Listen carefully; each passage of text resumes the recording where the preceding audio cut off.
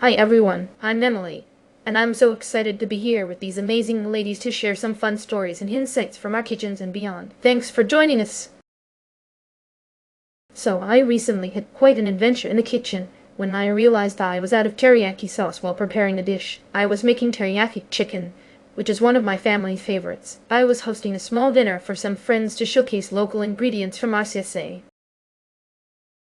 Teriyaki sauce, for those who might not know, is a sweet and savory sauce commonly used in Japanese cuisine. It's made from soy sauce, sake or mirin, sugar, and ginger. I often use it for dishes like teriyaki salmon and teriyaki tofu skewers. Here in Washington, teriyaki is quite popular due to our rich cultural diversity and access to fresh, high-quality ingredients. When I found myself without teriyaki sauce, I had to think quickly. Instead of just substituting with a similar sauce, I decided to create a makeshift teriyaki sauce from scratch using what I had on hand. I combined soy sauce with a bit of honey, ginger, and garlic, then added some apple cider vinegar and a splash of orange juice for that tangy sweetness. I simmered it until it thickened, and to my surprise, it turned out amazing. It added the unique twist to the dish, and my guests loved it. This experience reminded me of the importance of creativity and adaptability in cooking.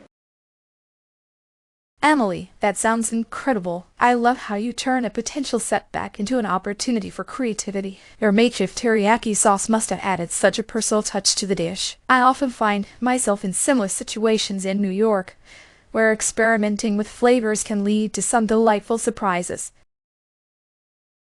I agree, Chloe. Emily, your resourcefulness is inspiring. I can relate to improvising in the kitchen, especially when I'm out of certain ingredients on the farm. It's wonderful how you could still create a delicious meal and keep the focus on local produce. Absolutely, Jennifer. Emily, your story reminds me of my own food truck experiences here in Florida. Sometimes running out of a key ingredient pushes us to think outside the box, and the results can be fantastic. Your approach to using fresh, local ingredients really resonates with me. I love hearing about your inventive solution, Emily. In California, we have a similar appreciation for fresh, local ingredients. It's amazing how you managed to create something delicious and unique on the spot. Your adaptability and creativity are truly commendable. Thank you all for your kind words. It means a lot to me to hear your appreciation and to share these experiences with such a wonderful group of passionate cooks. Chloe, I completely agree with your point about experimenting with flavors. When it comes to purchasing teriyaki sauce, one critical criterion for me is the ingredient list. I always check to ensure it's made with natural, non-GMO ingredients. On the farm, we value transparency and sustainability, so it's important that the products we buy reflect those values.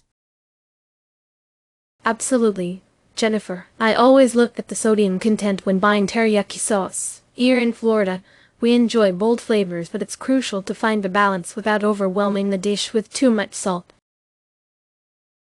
I've found that lower sodium options often allow the other ingredients to shine.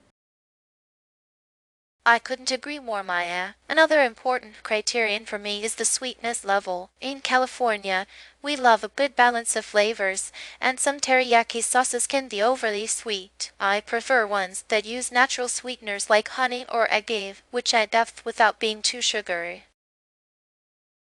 Great point, Sarah. I also consider the sauces that mess. In New York, I often use teriyaki sauce for glazing and marinating, so a thicker consistency works best for coating the ingredients evenly. I've learned through trial and error that thicker sauces adhere better and provide a richer flavor.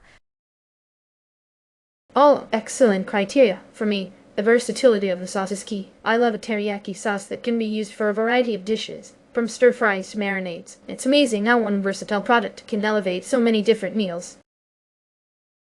Plus, it's more economical to have a multi-purpose sauce in the kitchen.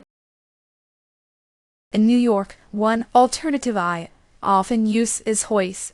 This sauce has a rich, slightly sweet flavor that works well in many dishes. While it's thicker and has a different flavor profile compared to teriyaki sauce, it adds a wonderful depth to stir-fries and marinades.